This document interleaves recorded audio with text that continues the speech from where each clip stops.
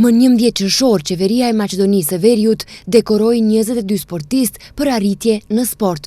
Të gjithë ishin maqedonas, asnjë sportist shqiptar nuk u gjet në këtë listë.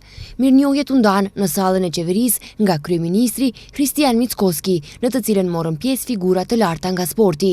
Ai kishte thënë se këto mirënjohje shkojnë për sportistët që me sukseset e tyre kanë ngritur dhe respektuar himnin, flamurin dhe identitetin maqedonas. Dua të theksoj se në kategorinë e sporteve individuale, sukseset të larta, nëse ndajmë në përqindje, sportistët që marrin pensione të përhershëm janë 47% maqedonas, më shumë se 20% janë shqiptar dhe pjesa tjetër e komuniteteve, kishte deklaruar Mickoski. Lidhur me këtë diskriminim për sportistët shqiptar, pyetëm edhe ministrin e sportit Borko Ristovski.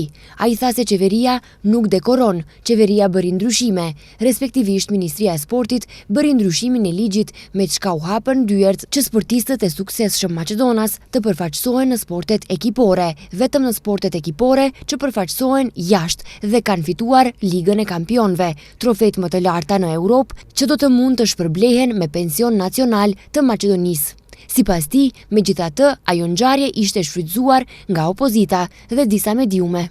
Съм разговарял с сите луѓе и апсолутно немам ништо против ниту еден, дај Боже да има 25 албански спортисти што освоја Лига шампиони во фудбал.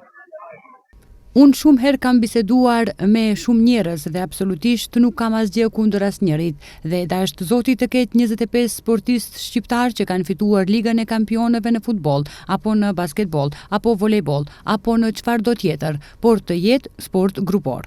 Shaban Tërstena tani më është fituesi i dekoratës së tillë dhe tani më merr pension nga shteti tani e 10 vite.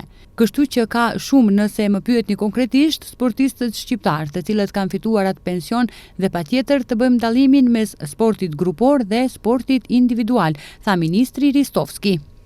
Ai mëtej është shprehur se në sportet individuale ka shumë sportistë shqiptar që gëzojnë beneficione nga shteti. Kjo ishte për sportet grupore apo kolektive, ndërsa sportet individuale tani më fitojnë. Me kënaqësinë time mund të them se afro 90% janë shqiptar. Janë këtu Shaban Tërstena, Berat Jakupi, do të fitojë dhe Alioski, pasi në Azi ka fituar Superkupën. Patjetër duhet të them se ky është pension sportiv, ndërsa ai akoma është lojtar aktiv.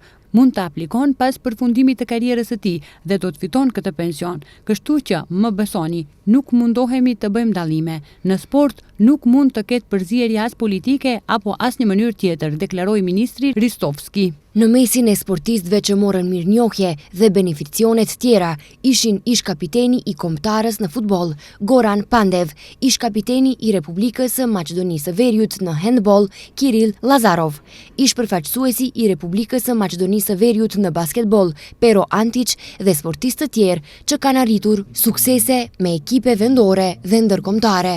Por edhe për skaj arsyetimeve që mund të rikujtojmë se futbollisti nga Gostivari Shkodran Mustafi është fituesi kupës së botës me Gjermani në futboll, por edhe ai nuk u gjet në këtë listë.